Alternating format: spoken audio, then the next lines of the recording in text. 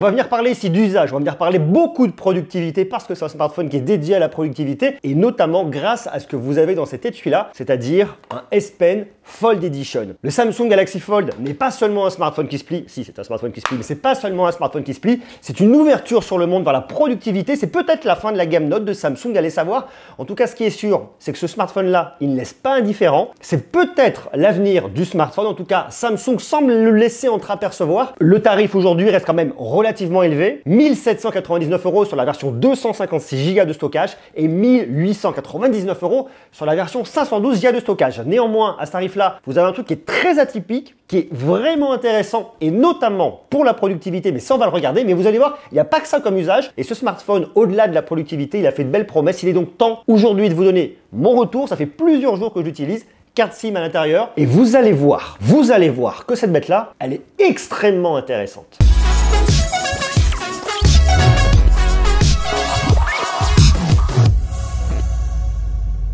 « 2021 est une année charnière pour Samsung. Ils ont absolument sorti aucune gamme Note. La gamme Note, c'était la gamme avec le stylet. Souvenez-vous, c'est un espèce de gros S20 amélioré, axé productivité avec un S Pen, un stylet qui venait se ranger directement à l'intérieur. On a vu arriver il y a quelques années les Air Jester, le stylet connecté en Bluetooth qui apportait de nouvelles fonctionnalités. Sauf que cette année, ils ont décidé de ne pas sortir cette gamme Note. On a vu la gamme Note, c'était pas forcément la gamme qui se vendait le plus. Aujourd'hui, il y a un changement un peu des gammes. On a vu arriver le S Pen. Souvenez-vous, début 2021 sur le Samsung Galaxy S21 Ultra, le plus gros modèle. Vous pouvez avoir un stylet sans les Air Jester.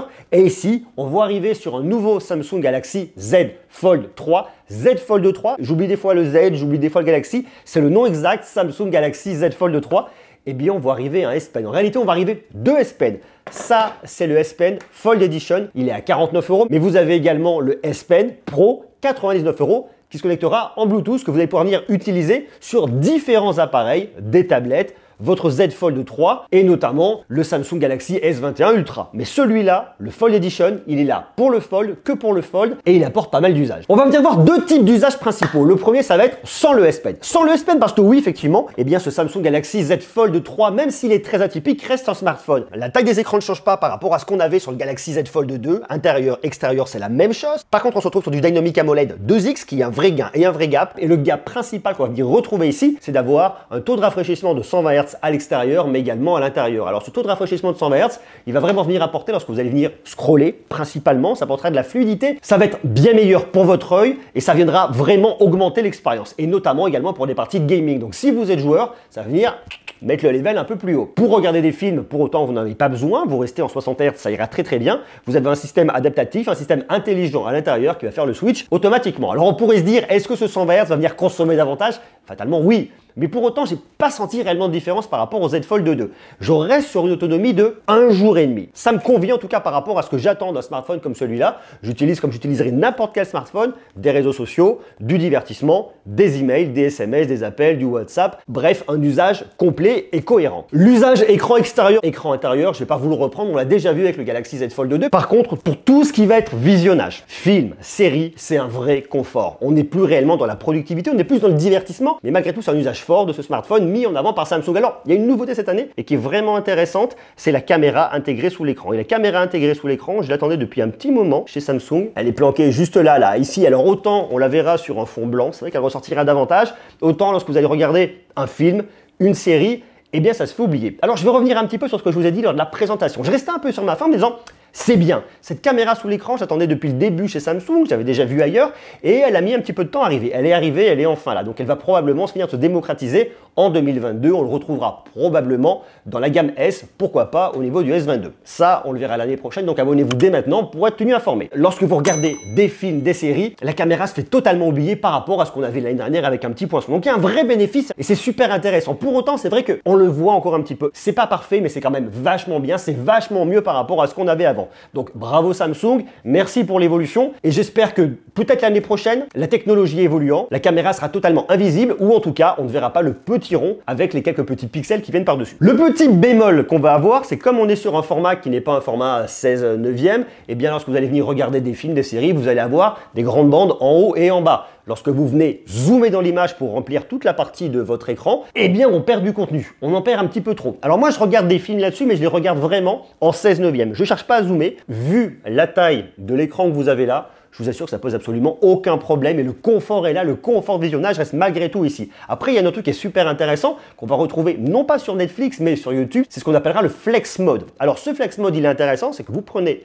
votre smartphone, vous le pliez, sur la partie du haut, vous avez votre vidéo. Là, pour le coup, le ratio devient vraiment beaucoup plus intéressant. Et pour regarder Monsieur Greux, par exemple, pourquoi pas sur YouTube, eh ben, il y a un vrai confort. Et ça, c'est vraiment bien. Donc, ce Flex Mode, il est bien pensé. Il vous permet de mettre en bas un chat, des emails. Vous pouvez travailler. Alors, me direz-vous, quel est l'intérêt de venir regarder Monsieur Greux en travaillant? Eh ben, j'en sais rien. Voilà. Si vous avez envie de prendre des notes, en tout cas, vous pouvez le faire et c'est avec un grand plaisir. Ça vient jouer également en termes de productivité. Vous mettez une vidéo sur YouTube qui vous servira pour le travail, pourquoi pas. Et bien en bas, vous pouvez faire de la prise de notes avec la suite Office, Microsoft, ou pourquoi pas un tableur Excel. Il y a beaucoup de possibilités et c'est vraiment l'intérêt du multitâche aujourd'hui ici. Alors, puisqu'on parle du multitâche, on va y rester parce que c'est vraiment l'idée de cet écran. Je vous le dis directement, je ne suis pas un utilisateur de multitâche. C'est pas mon dada, mais il y en a plein qui le sont et j'arrive à comprendre cet usage-là. Ici, vous pouvez venir mettre en tout 3 applications en même temps. 3. Vous pouvez, sans problème. Vous allez commencer un peu à manquer de place par endroit et vous pouvez venir ajouter des fenêtres flottantes sur le dessus, quelques-unes. Au bout d'un moment, ça devient un petit peu imbitable et pas forcément très pratique. Mais après, vous réduisez vos fenêtres et vos fenêtres flottantes, vous voyez, elles viennent se positionner là. Vous pouvez venir les déplacer. Vous cliquez dessus, vous rouvrez. Enfin bref, le truc est extrêmement pratique et ça, c'est grâce à One UI. C'est vrai que One UI, c'est une super expérience logicielle. J'en ai déjà parlé. Là, elle est vraiment adaptée à un smartphone qui se plie. Donc Samsung a vraiment également très bien travaillé ce côté-là. Donc l'expérience logicielle est adaptée et il n'y a absolument aucune fausse note. Là où ce smartphone va vraiment prendre toute sa dimension de productivité, vous en douterez, c'est avec ça. Alors le S Pen, on peut se le caler dans le coin de l'oreille et on a l'air d'un architecte qui est en train de réfléchir à sa prochaine création, mais le mieux quand même, c'est de le prendre dans la main. Alors ce S Pen, il est vachement bien. Il est vachement bien pourquoi? Parce qu'il permet à ce smartphone qui est quand même à un certain prix, eh bien, de venir vraiment draguer les professionnels. On est à quasiment 1800 € sur la version de base. C'est un smartphone qui coûte très cher, mais c'est pas n'importe quel smartphone. C'est de l'innovation, c'est de l'ingénierie. Il y a un côté très malin, extrêmement pratique. Et je trouve ça normal qu'il ait rendu compatible avec un S Pen. Si vous êtes vraiment axé productivité, pour moi, venez prendre le S Pen en complément. 49 €, je suis d'accord, ça fait rajouter le bloc de charge, le S Pen. Quand on a dépensé 1799 €, ce serait quand même dommage de passer à côté de ça. Alors on pourrait se dire, Samsung pourrait nous l'offrir avec. Ouais, bon, ok, c'est pas le cas. La bonne nouvelle, c'est qu'il y a une offre de lancement jusqu'au 31 octobre 2021. 150 € remboursés sur un ou plusieurs accessoires. Ça vous permettra notamment de vous offrir un S Pen. Donc ça, c'est la bonne nouvelle. Pour tout savoir, le lien est en bas dans la description.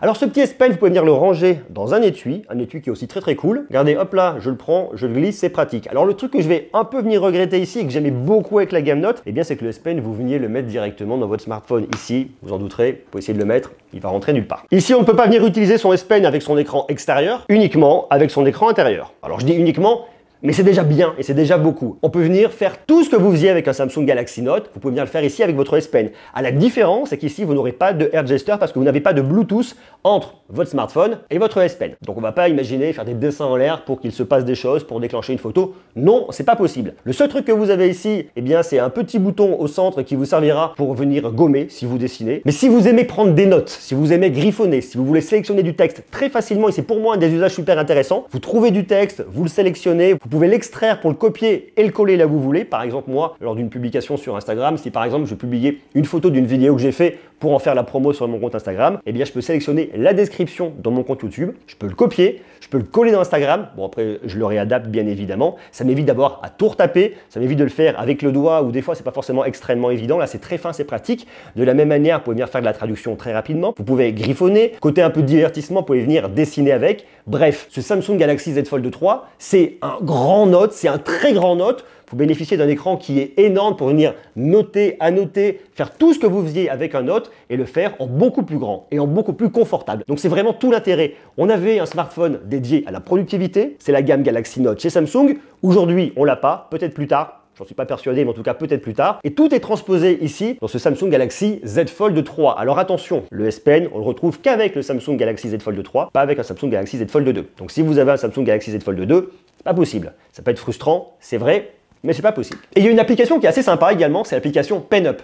Pen Up. Pen Up. L'accent n'est pas très bon. Vous pouvez venir apprendre à dessiner, vous pouvez faire plein de trucs très sympas, faire du coloriage, ça détend, c'est pas mal, une petite pause quand on a bien travaillé. Côté photo, le résultat est vraiment là. Alors on n'aura pas ce qui se fait de mieux chez Samsung, mais malgré tout, on a quelque chose qui marche vraiment bien. Vous regardez là, vous partez sur une photo un peu standard, le HDR est très bon, ça marche bien, les couleurs sont un peu sursaturées, mais bon voilà, c'est très flatteur, c'est joli, c'est Samsung, on peut venir se rapprocher. Vous arrivez jusqu'à x10, on peut pas aller aussi loin qu'on ira avec un Samsung Galaxy S21 Ultra, mais malgré tout, le résultat est vraiment là, et ça reste très honnête. On reste un peu dans l'idée de ce qu'on avait avec la gamme Note, c'est-à-dire qu'on va pas avoir les meilleures photos sur ce smartphone vraiment dédié à la productivité. Néanmoins, ce qu'il fait, il le fait vraiment bien. Si vous voulez ce qui se fait de mieux en termes de photos aujourd'hui chez Samsung, il faut aller sur la gamme S, Samsung Galaxy S21 Ultra, vous aurez le meilleur résultat, mais vous le voyez ici, le résultat est vraiment convenable, vraiment correct, ça marche extrêmement bien sur toutes les caméras arrière. Alors on peut venir, j'en ai fait plein, des tonnes, on peut regarder, bon ok, on se balade à Clermont-Ferrand, c'est sympa, vous voyez, on peut se rapprocher. Quand on se rapproche trop, ça lisse, c'est normal, ça vient corriger d'un point de vue logiciel, mais sinon dans l'ensemble, le boulot est vraiment bien fait. Et pour toutes vos photos, souvenirs, que ce soit sur du grand angle, de l'ultra grand angle et un zoom jusqu'à x2, x5 maximum, n'allez pas au-delà, eh bien ça ira très bien. Maintenant la question se pose par rapport à la caméra que vous avez à l'intérieur. Ça c'est typiquement une photo prise avec la caméra à l'intérieur.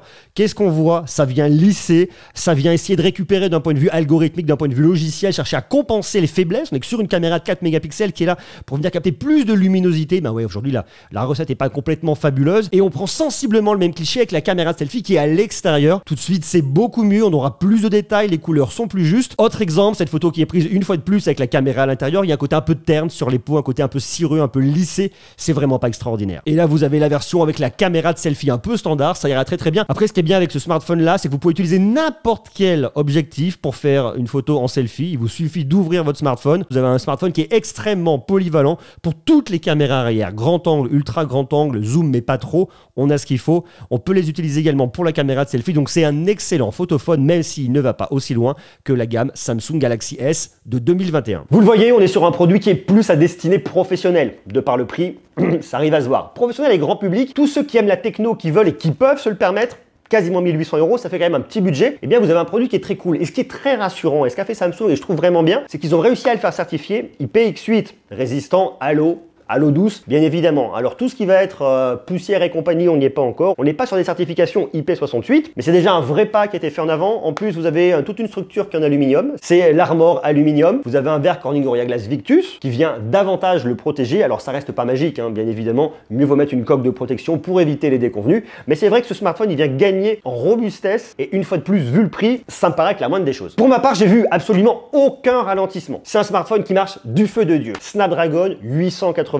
Il a tout ce qui va bien à l'intérieur, il est rapide, performant. Pour des sessions de jeu, ça marchera bien. Pour venir noter, ça marche bien. Enfin, c'est le top du top aujourd'hui chez Samsung. Et il va plus loin que son petit frère, le Samsung Galaxy Z Flip 3, au niveau de la photo. Soyons clairs, c'est un produit qui est très atypique. Il n'est pas fait pour tout le monde. Il n'est peut-être pas fait pour vous. D'ailleurs, dites-le moi, vous en bas en commentaire, est-ce que c'est un produit qui pourrait vous botter? Est-ce que vous avez déjà le Samsung Galaxy Z Fold 2? Est-ce que vous aviez acheté le Galaxy Fold à l'époque? Est-ce que cette gamme qui se plie, elle vous botte ou pas du tout? C'est un smartphone qui n'est pas fait pour tout le monde. Mais je dirais que autant on a une très belle évolution en termes de fabrication, on a également une très belle innovation avec la caméra sous l'écran. Autant d'un point de vue design, taille de l'écran, il n'y a rien qui change par rapport à l'année dernière. Le vrai gros gain qu'on va avoir ici, c'est toute la partie productivité qui n'était pas du tout mise en avant par Samsung et qui enfin là est mise en avant par Samsung. Donc si vous êtes des amoureux de la productivité, si vous voulez ce qui se fait de mieux aujourd'hui, si vous voulez un super produit qui est un peu lourd, on va pas se le cacher par rapport à d'autres smartphones, eh bien le Samsung Galaxy Z Fold 3 peut être vraiment pas mal. Moi je l'utilise depuis plusieurs jours, j'en suis très content. J'avais déjà le Samsung Galaxy Z Fold 2, donc l'usage du smartphone qui se plie, qui se déplie, ça me dérange absolument pas. Il y a un truc encore avec ce produit, c'est comme on est sur un produit encore un peu niché sur le pliable, un produit qui est quand même relativement cher, eh bien il y a des endroits où j'ai un petit peu de mal à le sortir et à l'ouvrir. Est-ce que je suis un peu parano? Peut-être, mais j'ai pas envie de me faire remarquer, j'ai peur qu'on me l'arrache. Donc je fais toujours attention avec ce smartphone.